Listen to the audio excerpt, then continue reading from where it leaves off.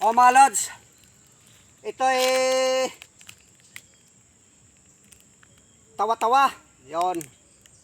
Ito mapalad kayo kapag marami kayo nito sa inyong mga tahanan, sa paligid ninyo tahanan. Sapagkat ito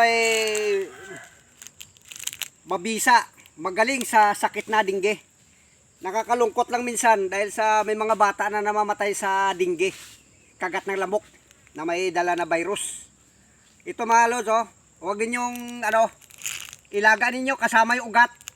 Ito damo lang naman sa paligid ng akala mo walang kabuluhan. Pero ito ay lalagain nyo ito kasama itong kanyang ugat, tangkay.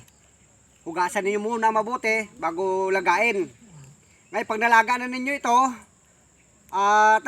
painom ninyo sa nilalagnat na bata, lalo na't na mabahala kayo, mga 3 araw na nilagnat, hindi pa umuhupa, ito agad. Ito ay, ang dahon na tawa-tawa. Ngayon, pag napainom na ninyo, ay bumili kayo ng itlog na pugo. O yan, naman ng platelets. Ngayon, isama, ninyo, pag tapos painom nito, yung nilaga, pakain ninyo yung bata. Pag napakain ninyo yung bata, yung pinakatubig niya, yung Gatorade na kulay blue. Gatorade na kulay blue. Yan mabisa na, subok na yan dahil yung apo ko na ospital ay parang nagdahilan lang, nagtaka yung mga doktor.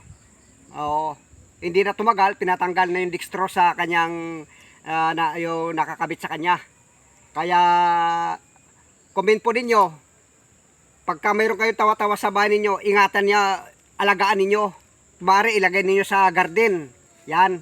Para kung ano man ay makatulong kayo sa kapitbahay nyo. Sayang dahil sa magulang na kakulangan sa karanasan, ito binabahagi ko ito. Tawa-tawa. Oo. Mas marami, mas mabisa. Oo. Ipainom sa bata.